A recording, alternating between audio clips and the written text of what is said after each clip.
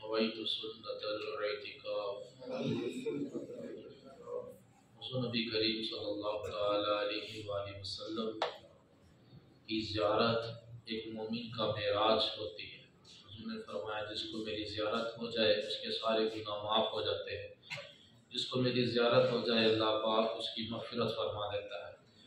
قیامت والے دن ہر انسان حضور کی زیارت کے لیے، حضور کی ملاقات کے لیے تڑپے گا، ترسے گا، بھلے وہ مشرک ہو، منافق ہو، کوئی بھی۔ تو کچھ بدنصیب ایسے ہیں جو حضور کی زیارت نہیں کر سکیں گے۔ نبی اکرم مجسم شاہ بنی آدم رسول محتشم صلی اللہ تعالی علیہ وآلہ وسلم نے ارشاد فرمایا لا یرا وجہی ثلاثہ، تین طرح کے لوگ میری زیارت سے محروم رہیں گے۔ عاقل والدین کے نافرمان، تارک سنتی، میری سنت کو ترک کرنے والے، من ذکرت عنده لا صلی علیہ، جس کے سامنے میرا نام لیا جائے اور مجھ پر درود نہ پڑھے۔ نبی پاک صلی اللہ علیہ وسلم کی ذات پاک پر درود پڑھنے سے بخل سے کام لینے والا اور سنتوں کو ترک کرنے والا، والدین کی نافرمانی کرنے والا حضور صلی اللہ علیہ وسلم کی زیارت سے محروم رہے۔ نبی پاک صلی اللہ تعالی علیہ وسلم نے یہ تین لوگوں کے حوالے سے فرمایا کہ یہ لوگ میری زیارت سے محروم رہیں گے۔ بندے کو چاہیے کہ ان تین برائیوں سے حتی الامکان بچنے کی کوشش کرے، ایسا نہ ہو کہ اپنی آخرت کو خراب کر بیٹھے۔ اللہ تبارک و تعالیٰ نے قرآن مجید فرقان حمید میں ارشاد فرمایا تو کیا تمہارے یہ لچھن انداز نظر آتے ہیں کہ اگر تمہیں حکومت ملے تو تم زمین میں فساد پھیلاؤ اور اپنے رشتے کاٹ دو۔ یہ ہیں وہ لوگ کہ جن پر اللہ نے لعنت کی اور انہیں حق سے بہرا کر دیا اور ان کی آنکھیں پھوڑ دی۔ تو میٹھے اسلام بھائی، انسان اس دنیا میں دو ہستیوں کے وسیلے سے آتا ہے جنہیں ماں باپ کہا جاتا ہے۔ ماں کم و بیش 9 مہینے تک مختلف تکالیف اور صحبتیں برداشت کر کر اپنے بچے کو پیدا کرتی ہے، پھر باپ اپنے خون پسینہ ایک کر کر اس کی غذا، خوراک اور مکان اور کپڑے کا، دیگر معاملات کا بندوبست کرتا ہے۔ اس کے مستقبل کو بہتر بنانے کے لیے اعلیٰ سے اعلیٰ تعلیم دلوانے کی توغدو کرتا ہے، معاشرے میں رہنا سکھاتا ہے، اپنی زندگی کے ایسے تجربات سے آگاہ کرتا ہے جو اس کے لیے مفید ہوں۔ ماں باپ سردی، گرمی، دھوپ، چھاؤں کی طرح اس کے ساتھ رہتے ہیں۔ الغرض ماں باپ اپنے بچوں کی جو تکالیف برداشت کرتے ہیں، اولاد کے لیے اس کا مکمل اور صحیح ادراک کرنا بہت مشکل ہے۔ یہی وجہ ہے کہ اللہ عز و جل نے والدین کا مقام و مرتبہ بہت ہی بلند فرمایا ہے۔ والدین کی رضا کو اپنی رضا کہا ہے، والدین کی ناراضگی کو اپنی ناراضگی کہا ہے۔ نافرمان اولاد کے لیے طرح طرح کی وعیدات کو اللہ پاک نے بیان فرمایا ہے۔ جہاں اسلام نے والدین کا ادب و احترام اور ان کے ساتھ حسن سلوک کا درس دیا ہے، اور وہیں پر ہی ان کے ساتھ ادب و احترام کی خدمت کرنے پہ بڑے انعام و اکرام کی بات بھی کی ہے، اور ان کی نافرمانی کرنے پر دردناک عذاب کی وعیدیں بھی بیان کی۔ والدین وہ ہستی ہے، آپ نے غور کیا گیا ہوگا کہ اگر بچہ کسی بھی وجہ سے کھانا پینا چھوڑ دے تو بچے کا کھانا پینا چھوڑ دینا والدین کے لیے بڑی تکلیف کا معاملہ ہوتا ہے کہ ہمارا بچہ کھا کیوں نہیں رہا، اور جب بچہ کھانا شروع کرتا ہے تو کھا بچا رہا ہوتا ہے، اس کھانے پینے کی لذت بچہ لے رہا ہوتا ہے، لیکن اس سے کئی گنا زیادہ لذت والدین کو آ رہی ہوتی ہے کہ ہمارے بچے نے کھانا شروع کر دیا۔ کبھی بندہ غور کرے کہ جتنی خوشی ماں باپ کو اپنے بچوں کو کھلانے کی ہوتی ہے، کیا اتنی ہی خوشی بچوں کو بھی ہوتی ہے جب وہ اپنے ماں باپ کو کھلاتے ہیں؟ ان کو ماں باپ کو کھلانے میں بڑی تکلیف ہوتی ہے اور دل ڈیوائیڈ ہو جاتے ہیں، بھائی میں مستقل نہیں کھلا سکتا، ایک ہفتہ فلاں بھائی کی طرف رہو، ایک ہفتہ فلاں کی طرف رہو، کچھ دن بہن کی طرف بھی رہو تو کچھ دن میرے پاس بھی رہو، تو میں تو نہیں مستقل کھلا سکتا۔ 2 دن کھلائے گا، 3 دن کھلائے گا، وہ بھی اتنی خوشی سے نہیں کھلائے گا۔ 5ویں 6ٹھے دن 7ویں دن کھلانا ان کی اس کے لیے تکلیف کا باعث بن جائے گا۔ یہ وہی بچہ ہے کہ جس کے بچپن میں نہ کھانے پر والدین کو بڑی تکلیف ہوتی تھی اور کھلانے پر ان کی بڑی دلی خوشی، انہیں بڑی راحت ملتی تھی کہ ہمارے بچے نے کھانا شروع کر دیا۔ تو اللہ تبارک و تعالیٰ نے قرآن میں ارشاد فرمایا کہ کیا تمہارے یہ لچھن نظر آتے ہیں، اگر تمہیں حکومت ملے تو تم زمین میں فساد پھیلاؤ، اپنے رشتے کاٹ دو۔ تو یہ ہے وہ لوگ کہ جن پر اللہ نے لعنت کی ہے اور انہیں حق سے بہرا کر دیا اور ان کی آنکھیں پھوڑ دی۔ اس آیت کا مطلب بیان کرتے ہوئے مفسرین کہتے ہیں کہ اگر تمہیں حکومت دی جائے تو تم سے یہی توقع ہے کہ تم ایسے حاکم بنو گے جو رشوت لے کر زمین پر فساد پھیلاتے رہو گے۔ تم سے یہی توقع ہے کہ تم امت کے امور کے حاکم بن جاؤ تو تم ظلم سے زمین پر فساد برپا کرو گے۔ تم سے یہی توقع ہے کہ اگر تم طاعت سے پھرو گے تو زمین میں نافرمانی اور قطع رحمی کر کر فساد برپا کر دو گے۔ اگر تم امور کے والی بن جاؤ گے تو تم ایک دوسرے کو قتل کرو گے۔ تم سے یہی توقع ہے اگر تم کتاب اللہ سے اعراض کرو تو تم زمین میں حرام خون بہا کر فساد کرو گے اور قطع رحمی کرو گے۔ اور ایک قول یہ بھی ہے کہ ممکن ہے کہ تم قرآن سے اعراض کرو اور اس کے احکام سے دور رہو تو تم زمین میں فساد برپا کرو گے اور اپنی جاہلیت کی طرف لوٹ جاؤ گے۔ جو لوگ ایسا کام کرتے ہیں، زمین میں فساد کرتے ہیں، قطع رحمی کرتے ہیں، یہی وہ لوگ ہیں جن پر اللہ نے لعنت فرمائی اور انہیں اپنی رحمت سے دور کر دیا، انہیں بہرا کر دیا۔ اللہ تبارک و تعالیٰ قطع رحمی کرنے والے کو فرما رہا ہے کہ ان پر اللہ نے لعنت کی۔ اور یہ بھی بیان کیا جا رہا ہے کہ قطع رحمی بندہ کب کرتا ہے؟ قطع رحمی کے تعلق توڑ لینا، والدین سے تعلق ختم کر لینا، والدین کو پوچھنا ہی نہ۔ کب کرتا ہے؟ جب بندے کے پاس حکومت آ جائے، اس کے پاس کوئی منصب آ جائے، اس کے پاس کہیں دولت آ جائے، کوئی بڑا آدمی بن جائے تو وہ پھر اگنور کرنا شروع کر دیتا ہے، غریب رشتہ داروں کو، والدین کو، اس طرح کے معاملات کرنا شروع کر دیتا ہے۔ تو اللہ تبارک و تعالیٰ شاہ فرما رہا ہے کہ کیا تمہارے یہی لچھن نظر آتے ہیں، اگر تمہیں حکومت ملے تو تم زمین میں فساد پھیلاؤ، قطع رحمی کرو۔ تو کوئی کتنا ہی بڑا آدمی بن جائے، بھلے دنیاوی طور پر بن جائے یا دینی طور پر بن جائے، اس کو والدین کا بڑا ہی ادب احترام اور خدمت گزار رہنا ہوگا۔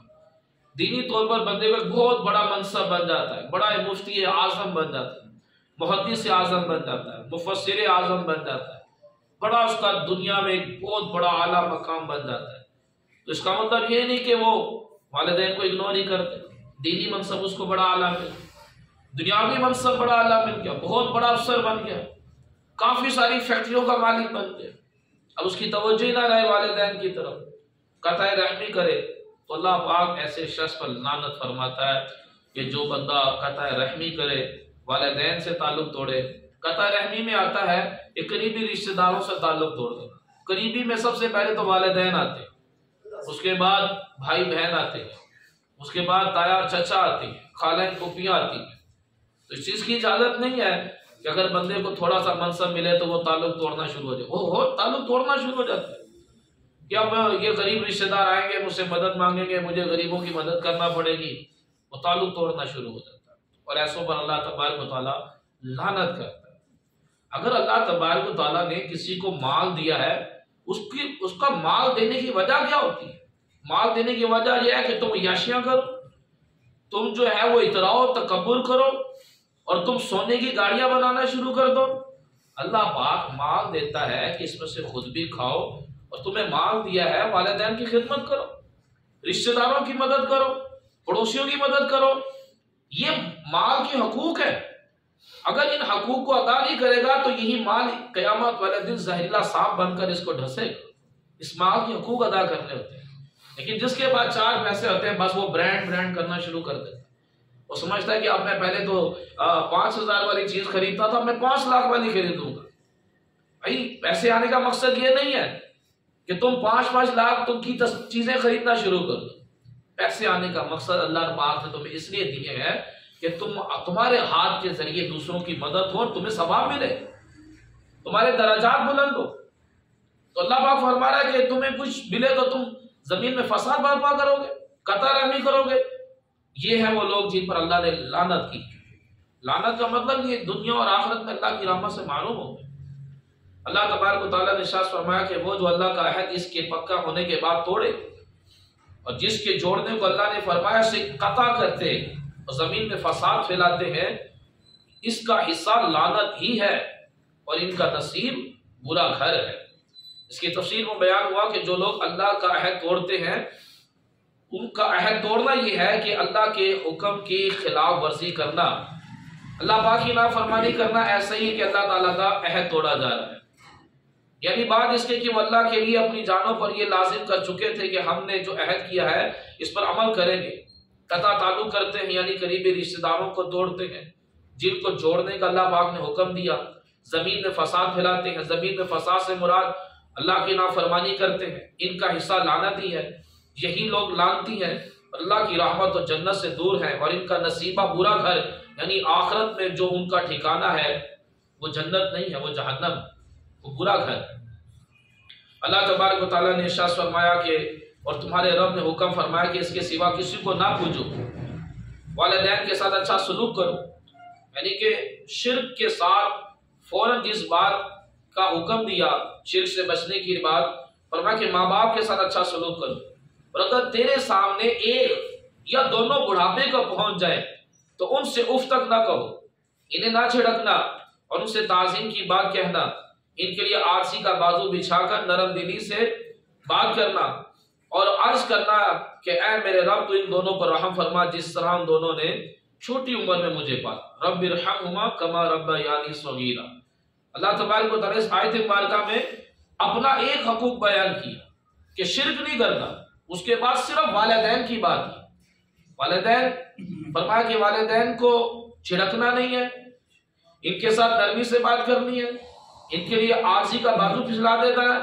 یوں تو والدین کے ساتھ کبھی بھی اف نہیں کرنی چاہیے، لیکن بالخصوص جب بڑھاپا آ جاتا ہے تو بڑھاپے میں بہت زیادہ محتاط ہونا، کیونکہ بڑھاپے میں کمزوری آ جاتی ہے، بڑھاپے میں بیماری آ جاتی ہے، تو اب بڑھاپے میں فرمایا کہ ان کو اف بھی نہ کہو، ان کے لیے عاجزی کا بازو بچھا دو، ان کے ساتھ نرمی کے ساتھ ان سے بات کرو۔ حضرت سیدنا ابو ہریرہ رضی اللہ عنہ سے مروی ہے ایک شخص نے بارگاہ رسالت میں حاضر ہو کر عرض کی لوگوں میں سب سے زیادہ میرے حسن سلوک کا حقدار کون ہے؟ حضور صلی اللہ علیہ وسلم نے فرمایا تیری ماں۔ 3 مرتبہ ارشاد فرمایا تیری ماں، تو چوتھی مرتبہ فرمایا تیرا والد، کیونکہ ماں زیادہ کمزور ہوتی ہے، زیادہ حساس دل کی ہوتی ہے، اس کو ٹھیس زیادہ لگتی ہے جب اولاد اگنور کرے، تو اس لیے 3 مرتبہ جو ہے وہ ماں کا حکم فرمایا، ارشاد فرمایا، اور باپ کا 1 مرتبہ۔ باپ تھوڑا سٹرونگ ہوتا ہے، وہ برداشت کر لیتا ہے، لیکن ماں میں برداشت تھوڑی سی جو کم ہوتی ہے۔ حضرت سیدنا عبداللہ بن مسعود رضی اللہ عنہ سے مروی فرماتے میں نے نبی اکرم صلی اللہ علیہ وسلم سے پوچھا اللہ عز و جل کا کون سا عمل سب سے زیادہ پسند ہے؟ آپ صلی اللہ علیہ وسلم نے ارشاد فرمایا وقت پر نماز ادا کرنا۔ عرض کی پھر کون سا؟ ارشاد فرمایا والدین کے ساتھ اچھا سلوک کرنا، یعنی کہ جو پہلی بات ہے وہ ہے اللہ کی عبادت، وقت پر نماز ادا کرنا، یہ ہے حقوق اللہ میں آئے گا، اور ساتھ ہی حقوق العباد آ گیا کہ والدین کے ساتھ اچھا سلوک کرنا۔ عرض کی پھر کون سا؟ ارشاد فرمایا کہ اللہ کی راہ میں جہاد کرنا۔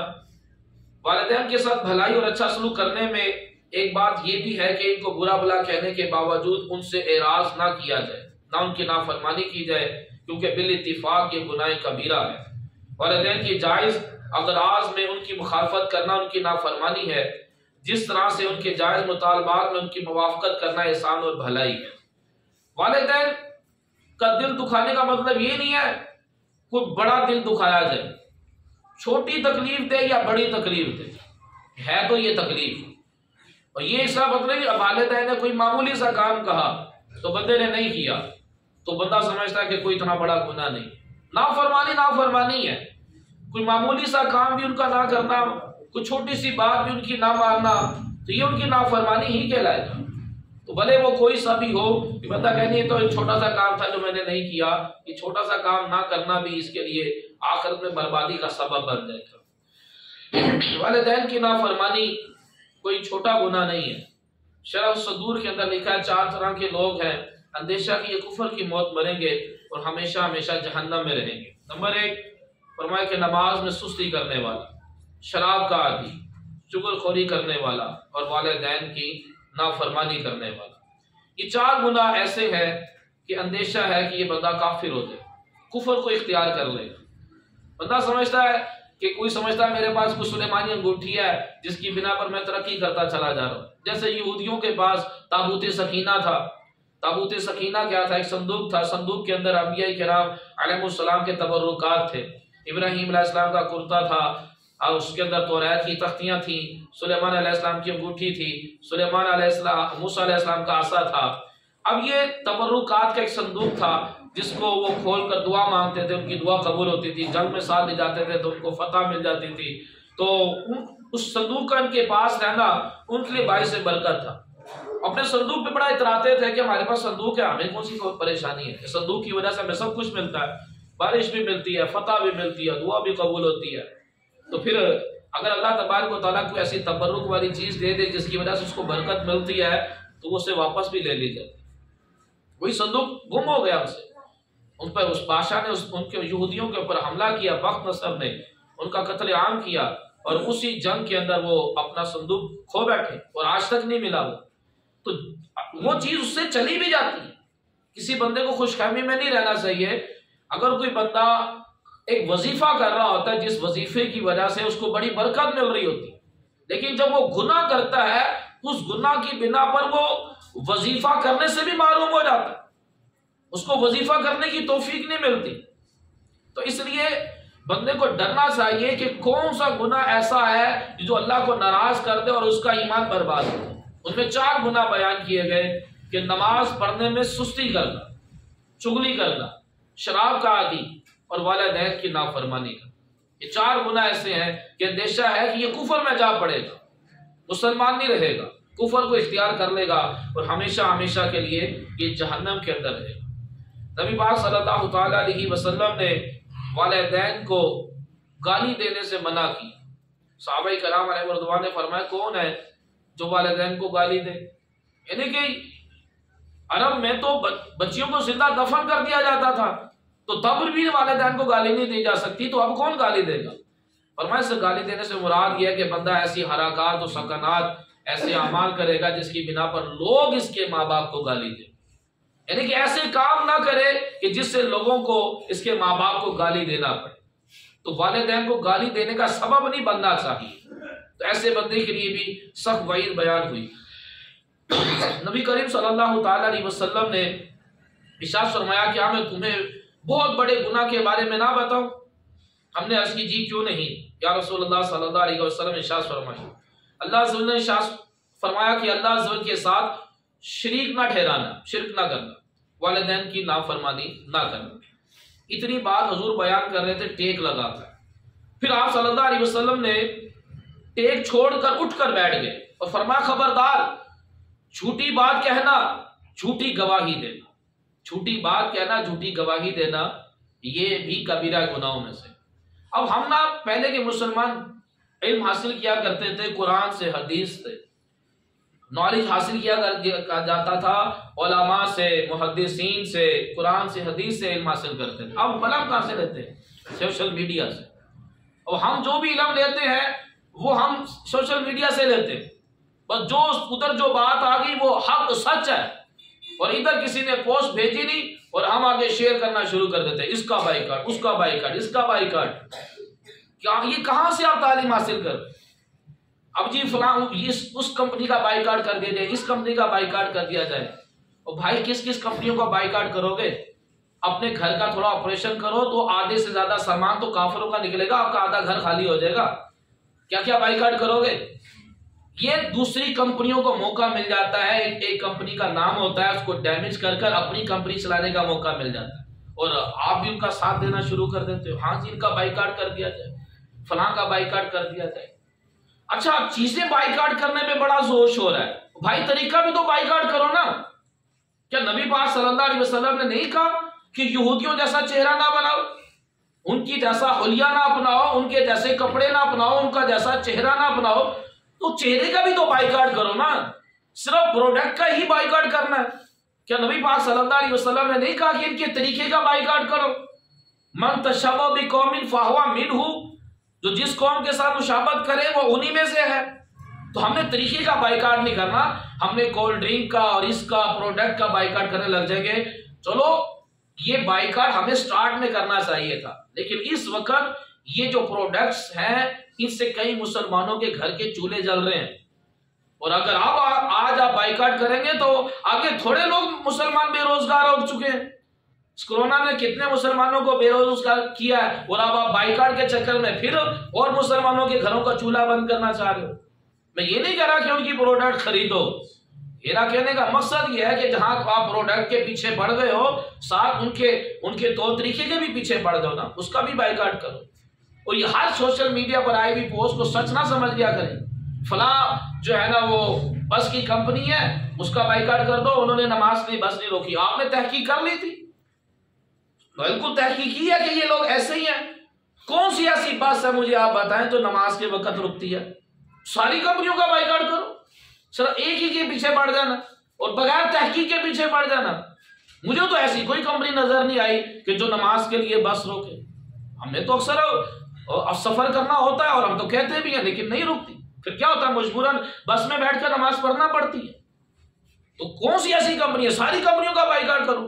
اچھی بات ہے اگر رول بنایا جائے اور ساری بسوں سے یہ رول بنایا جائے کہ نماز کے وقت جو ہے وہ بس روکی جائے، لیکن ہم نے بس ایک کے پیچھے پڑ جاتے ہیں اور دوسری کمپنی والے بھی آگ اور چنگاری میں پھونک مارتے ہیں، جس کی وجہ سے ان کی چنگا شروع ہو جاتی ہے۔ تو دین جو ہے آپ سوشل میڈیا سے نہ لیں، آپ دین علماء سے حاصل کریں، قرآن سے حاصل کریں، حدیث سے حاصل کریں، اس سے نہیں حاصل کریں۔ پھر ان کا ایک طریقہ کیا ہے، وہ بڑھاپے میں والدین کو اٹھا کر اولڈ ہاؤس میں پھینک دیتے ہیں۔ ہم بھی ان کے طریقے کا بائیکاٹ کریں نا، تو بڑھاپے میں والدین کی خدمت کی جائے، بڑھاپے میں ان کو آرام دیا جائے۔ اب ساری عمر وہ بچوں کو پالتے پوستے ہیں، بڑا کرتے ہیں، محنت کر کر کے وہ بڑھاپے میں پہنچ جاتے ہیں، اب ان کے اندر ہمت اور طاقت ختم ہو جاتی ہے۔ اب اولاد کو چاہیے کہ ان کو آرام کروا دے، لیکن اولاد ایسی نالائق نکمی، کام کے نہ کاج کے، دشمن اناج کے، کھڑے ہو کر بول دیتے ہیں ہمارا حصہ ہمیں دے دو۔ بھئی کون سی جائیداد، کس جائیداد کا آپ لوگ حصہ مانگ رہے ہو؟ کون سی وراثت؟ وراثت تو اس وقت ہوتی ہے جب والد کا انتقال ہو جائے۔ اب والد کی زندگی میں اس کے پیچھے سینہ تان کے کھڑے ہو جاتے ہیں ہمارا حصہ ہمیں دے دو۔ یاد رکھیے گا کہ صرف والد پر واجب بھلا کیا ہے؟ صرف بچوں کے بالغ ہونے تک کھلانا اس پر واجب ہے۔ بچہ بالغ ہو جاتا ہے 12 سے 15 سال کی عمر میں۔ اب جب 15 سال کی عمر میں بچہ بالغ ہو گیا، اب باپ پر کھلانا واجب نہیں رہا، اس نے اپنا واجب ادا کر دیا۔ بالغ ہونے تک آپ کو کھلایا پلایا پڑھایا، کپڑے دیے، مکان دیے، آپ کو سردی گرمی سے بچایا، بیماریوں میں آپ کا علاج کروایا، اس نے اپنا واجب ادا کر دیا۔ 15 سال کے بعد اب والد پر واجب نہیں رہتا، لیکن یہاں 15 سال تو دور کی بات، والد پہلے اپنے بچے کو پال رہا ہوتا ہے، پھر اس کی شادی بھی کرتا ہے، شادی کرنے کے بعد اس کی اولاد کو بھی پال رہا ہوتا ہے۔ پھر اس نالائق کو اتنی شرم نہیں آتی، یہ سینہ تان کے کھڑا ہو جاتا ہے میری جائیداد میں سے حصہ مجھے دے دو، حصہ مانگنا شروع ہو جاتے ہیں۔ ایک تعداد ہے جو اس وقت جو والدین کے ساتھ نافرمانی کرنا، لڑنا جھگڑنا شروع ہو گئے ہیں، ان کی زندگی میں جائیداد مانگنا شروع ہو جاتے ہیں، ان کی زندگی میں حصہ مانگنا شروع ہو جاتے ہیں۔ آپ کسی چیز کے حقدار نہیں ہیں، وہ تو جو بھی آپ کا حق آپ کو اس وقت ملے گا جب والد کا یا والدہ کا انتقال ہو جائے۔ زندگی میں وراثت نہیں ہوتی، وراثت مرنے کے بعد ہوتی ہے۔ اور والدین کی اپنی مرضی یہ ضرور ہے کہ وہ اگر اپنی زندگی میں تقسیم کرنا چاہیں تو وہ تقسیم کر سکتے ہیں، یہ والدین کی اپنی مرضی ہے، لیکن اولاد کو حق نہیں ہے کہ سینہ تان کے کھڑا ہو جائے کہ میرا حصہ مجھے دو۔ بھئی تیرا کون سا حصہ ہے؟ ساری تو ان کی خون پسینے کی کمائی ہے، ساری تو ان کی محنت ہے۔ اب ان کو آرام دینے کا وقت آیا تھا، لیکن تو ان کو آرام بھی نہ دے سکا اور مزید کہہ رہا ہے کہ مجھے جائیداد میں سے حصہ دے دے۔ تو میرے محترم اسلامی بھائیوں،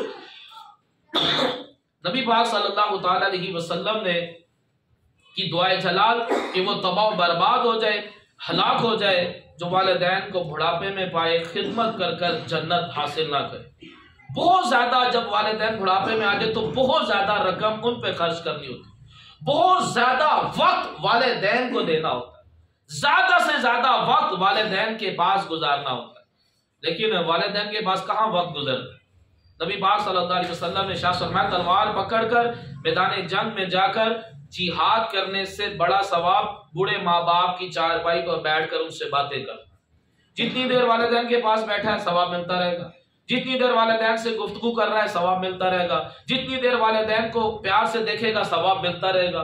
لیکن ہمیں تو دوستوں میں بیٹھنے کا زیادہ مزہ آتا ہے، زیادہ وقت ہمارا دوستوں میں، بیوی بچوں میں اور باہر گھومنے پھرنے میں۔ والدین کے بعد بڑی میکسیمم 5 سے 10 منٹ بیٹھ جائیں گے تو بڑا تیر مار لیا۔